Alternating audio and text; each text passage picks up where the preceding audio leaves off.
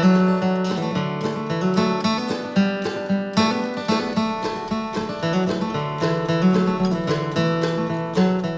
yang diberkati oleh Tuhan kita Yesus Kristus. Bagian bacaan kita dalam Yehezkiel pasal 36 ayat 1 sampai ayat yang ke-7 ini dilatar belakangi oleh sebuah kisah tentang pembuangan ke Babilonia, di mana pada saat itu tanah perjanjian menjadi sangat sepi, seperti negeri yang tak bertuan. Oleh karena itu, bangsa-bangsa di sekitar Israel begitu berambisi untuk merebut dan memiliki negeri yang ditinggalkan oleh pemimpin-pemimpin atau tokoh-tokoh Israel. Pembuangan yang dialami oleh umat Israel itu bermula karena mereka telah hidup berdosa di hadapan Tuhan, yaitu mereka menajiskan tanah tempat tinggal dengan kekerasan yang mereka lakukan, serta mereka juga hidup dalam pemberhalaan.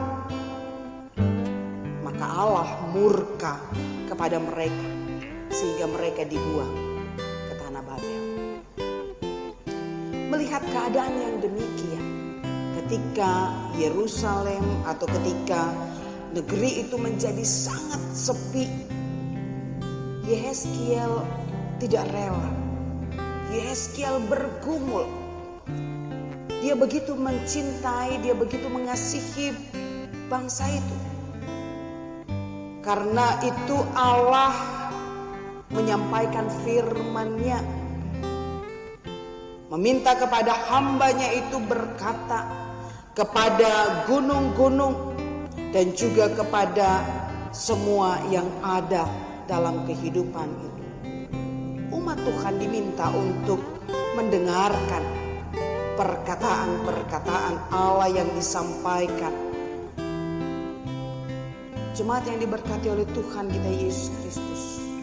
Apa yang kemudian Allah sampaikan, apa yang kemudian Allah katakan di tengah keterpurukan yang dialami oleh umatnya itu, bahwa Tuhan yang telah menjadikan mereka sebagai miliknya, dan semua yang mereka miliki termasuk tanah tempat tinggal mereka itu adalah milik Tuhan, yang diperuntukkan oleh Tuhan bagi umat kepunyaannya. Negeri perjanjian yang telah ditinggalkan penghuninya atau pemiliknya itu tetap menjadi milik Allah, bukan milik Edom ataupun bangsa-bangsa yang ada di sekitarnya. Karena apa? Negeri itu dikaruniakan Tuhan bagi Israel, umat pilihannya. Sangat berbeda tentu dalam pandangan umat Israel. Mereka menganggap bahwa negeri itu diperjuangkan oleh mereka dengan susah payah. Banyak darah dan air mata yang tumpah. Negeri itu direbut dengan penuh pengorbanan, sehingga mereka merasa tidak sudi kalau negeri itu diambil oleh orang lain atau negeri lain. Negeri itu tidak mungkin dirampas dan diambil oleh bangsa lain. Bukan karena umat Tuhan itu benar-benar kuat dan mampu mempertahankan negeri itu, tetapi sesungguhnya karena kasih karunia Allah. Umat Tuhan memang kalah dalam peperangan, tetapi Tuhan tidak pernah kalah atau dikalahkan. Umat Tuhan memang tidak kuat, tetapi Tuhan terlalu kuat untuk dikalahkan. Israel boleh ditawan dan dibuang, tetapi Tuhan tidak pernah meninggalkan kasih setianya kepada umat kepunyaannya. Nah ibu bapak saudara-saudara yang diberkati oleh Tuhan kita Yesus Kristus, dalam keterpurukan hidup yang demikianlah, maka firman Allah yang disampaikan menjadi sebuah pengharapan yang tentu Allah sediakan bagi umatnya. Sebab Allah pun tidak berkenan umatnya terus menerus ada dalam berbagai penderitaan. Mereka terus menerus dijarah dan diolok-olok oleh bangsa-bangsa di sekitar mereka. Allah tidak akan membiarkan Israel sunyi sepi. Allah tidak akan membiarkan Israel diperguncingkan. Dan Allah tidak membiarkan Israel terus terjajah.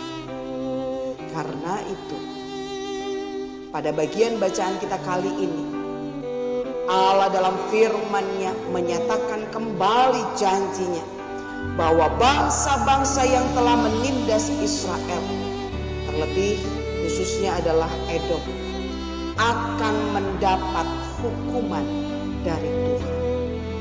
Bangsa-bangsa yang telah melakukan tindakan yang menindas dan membuat umatnya tidak berdaya akan mendapat balasan dari Tuhan. Mereka akan menanggung noda akibat perbuatan jahat yang telah mereka lakukan terhadap bangsa Israel. Dan umat akan memperoleh pemulihan dan pembaharuan hidup dari Allah yang penuh dengan kasih. Tuhan selalu ada dan hadir dalam kehidupan umatnya. Kuasa dan kasih-Nya mengatasi segala kesukaran dan pergumulan hidup. Yehezkiel menyampaikan firman Tuhan tentu sangat mendatangkan kesejukan yang kemudian membangkitkan kembali sebuah pengharapan bagi umat dalam keterpurukan mereka. Jemaat yang diberkati oleh Tuhan kita Yesus Kristus, sesungguhnya Tuhan tidak pernah meninggalkan umatnya sendirian. Coba kita renungkan, burung di udara itu senantiasa dipelihara dan diberi makan oleh Tuhan. Apalagi umatnya yang setia dan taat kepadanya. Bukan hanya umatnya, namun semua makhluk ciptaannya di dunia ini dipelihara dengan baik oleh Tuhan. Persoalannya adalah manusia seringkali jatuh dalam ketidakpercayaan.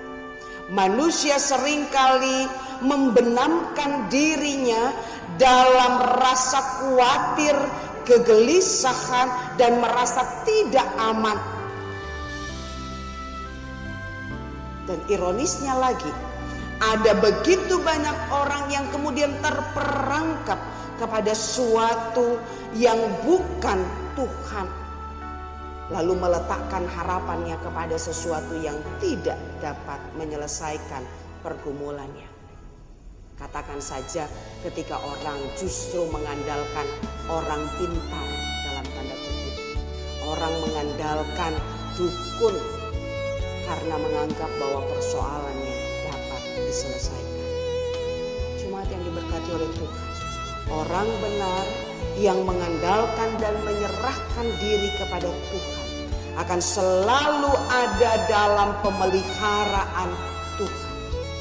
Ada saatnya kita menjadi goyah karena begitu banyak masalah, ada banyak tantangan, ancaman, dan pergumulan yang membuat kita khawatir dan takut.